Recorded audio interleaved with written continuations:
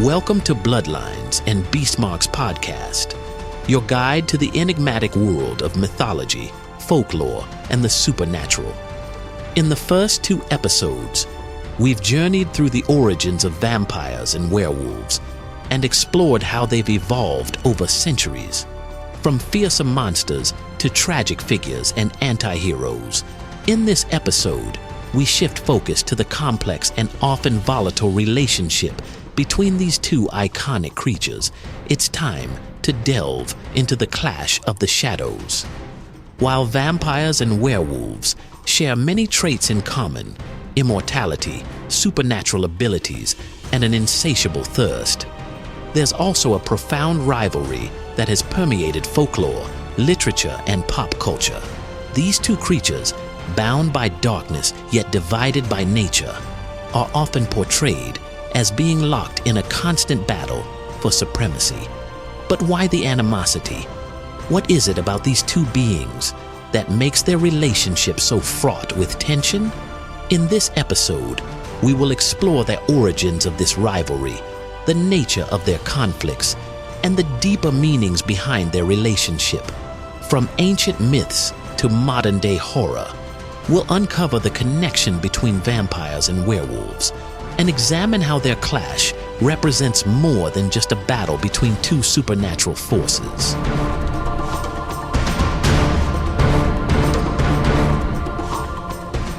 Before we can fully understand the complex relationship between vampires and werewolves, it's important to look at their origins and see how their paths first crossed. In ancient folklore, both vampires and werewolves were considered dangerous creatures, beasts of the night, to be feared and avoided at all costs. However, their roles in mythology were often quite different. In many cultures, werewolves were seen as a manifestation of the uncontrollable animalistic side of human nature. The transformation from man to wolf was often linked to a curse or punishment, marking the individual as a victim of the supernatural. Werewolves were creatures of violence, often depicted as uncontrollable beasts who preyed on the innocent. In contrast, vampires were seen as revenants, undead creatures that returned from the grave, driven by an insatiable hunger for blood. Yet despite their differences, the 2 creatures shared a common enemy, humanity. And, interestingly enough, many ancient myths place them in direct opposition to one another. For example, in Slavic folklore, vampires and werewolves were often portrayed as enemies, with each being a symbol of a different aspect of death. The vampire represented the death of the body, a twisted, corrupted version of a once living human, while the werewolf was associated with the death of the soul, something that was transformed and torn apart by its own primal instincts. The tension between the 2 could be seen as a representation of the battle between reason and instinct, humanity and savagery. In some traditions, werewolves were believed to be the natural predators of vampires, while in others, vampires were seen as the more powerful, more cunning of the 2, capable of outsmarting the werewolf's brute force. These early encounters between vampires and werewolves in folklore set the stage for the rivalry we see today in popular culture, an age-old conflict between 2 powerful creatures, each embodying the duality of man's struggle between civilization and wildness, reason and chaos.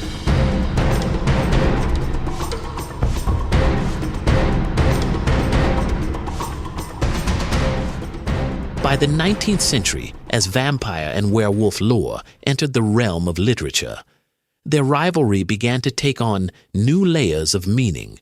The vampire, in works like Bram Stoker's Dracula, 1897, was established as a sinister, aristocratic predator, charming, intelligent, and ruthless in its pursuit of blood.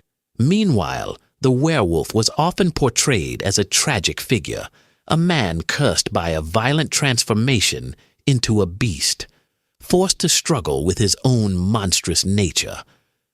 But even as the two creatures emerged as iconic figures in literature, their paths crossed with increasing frequency. Perhaps one of the earliest examples of their direct confrontation is found in the 1930s, during the golden age of Hollywood horror. The Wolfman, 1941, starring Lon Chaney Jr., focused on the tragic story of Larry Talbot, a man cursed to become a werewolf. Though not directly facing off with a vampire, the film established the werewolf as a prominent figure in the world of monsters, setting the stage for future conflicts with other supernatural creatures. The real conflict, however, began to take shape in the 1960s and 1970s, when horror fiction began to see an increased interest in the dynamics between these two creatures. In this period, we saw the rise of monster mashups, where vampires and werewolves were pitted against each other in battle for supremacy. The two monsters were no longer isolated threats. They were now in direct competition. A notable example of this is the 1966 film The Monster Squad, where werewolves and vampires find themselves at odds with one another as both sides vie for control of the dark forces that shape the world of horror. This film, among others, helped solidify the idea that vampires and werewolves were not just separate supernatural creatures, but opposing forces, beasts of shadow locked in a never-ending struggle for dominance. As the 20th century progressed, this idea only grew stronger. The vampire and werewolf became two distinct and opposing forces, each symbolizing different aspects of human nature. The vampire, with its smooth, seductive qualities, representing the dark allure of eternal life and the corruption of innocence, and the werewolf, representing the uncontrollable savage beast that lurked within every human being, just waiting for the right moment to break free.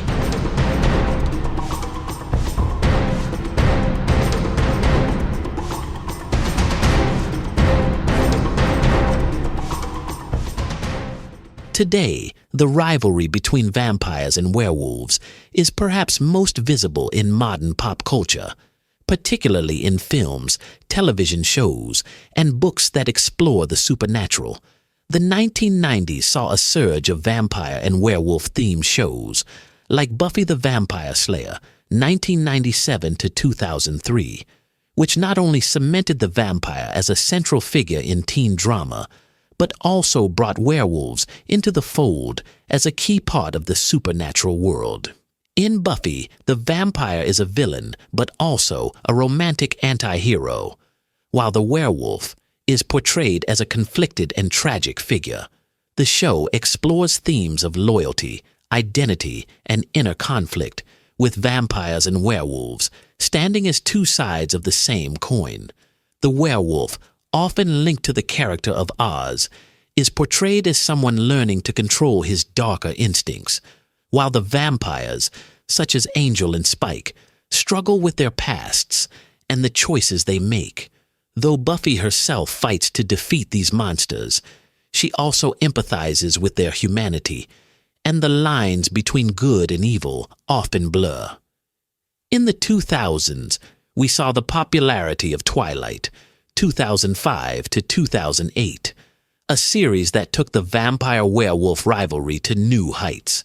The Twilight Saga, created by Stephenie Meyer, focuses on the love triangle between Bella Swan, a human, Edward Cullen, a vampire, and Jacob Black, a werewolf. Here, the rivalry takes on an even more personal, romantic tone, as the characters struggle not just for dominance over one another, but for the affections of Bella. The werewolf-vampire conflict becomes less about raw violence and more about the competing desires of love, loyalty, and family. This shift in tone marked a new chapter in how the rivalry was portrayed in pop culture, making it not just a battle of creatures, but a battle of hearts and emotions. Other popular series, such as The Vampire Diaries, 2009 to 2017, Underworld, 2003, and True Blood, 2008 to 2014, have continued to explore the tension between vampires and werewolves, often portraying them as ancient enemies locked in a battle for power. But what's interesting about these portrayals is that the conflict is not always about physical power. Sometimes it's about ideology, territory, or a quest for control. In the underworld films, for example, the vampires and werewolves, known as lycans, are divided by a centuries-old war. The vampires, elegant and aristocratic, view themselves as the superior species, while the lycans, seen as brutish and primal, fight for freedom from their vampire overlords. This battle highlights the idea of class struggle and the human need for freedom, showing how the clash between vampires and werewolves can also be a metaphor for social and political conflict. Similarly, in the Vampire Diaries, the rivalry becomes a reflection of personal choices and the search for redemption. The vampires and werewolves are not just enemies, they are reflections of the choices we make, the consequences of those choices, and the constant tension between the beast and the human soul.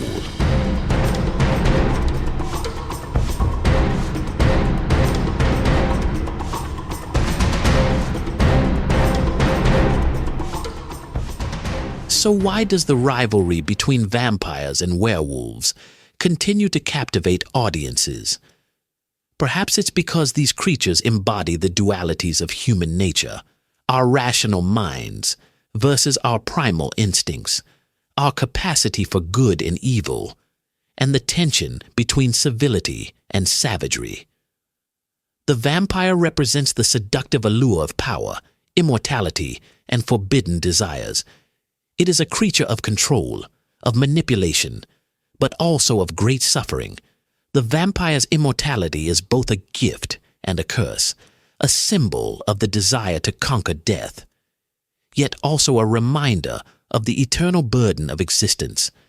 The werewolf, on the other hand, is the embodiment of our wild, untamed nature, the part of us that cannot be controlled or reasoned with. It is the darkness within us, waiting to be unleashed, a force that defies social conventions and moral constraints.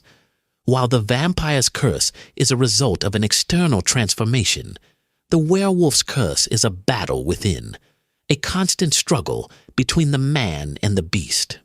The rivalry between these two creatures is, in many ways, a reflection of the internal conflicts we all face. It's the battle between reason and instinct, between civilization and wildness. And as long as the stories of vampires and werewolves persist, so too will the eternal clash of shadows.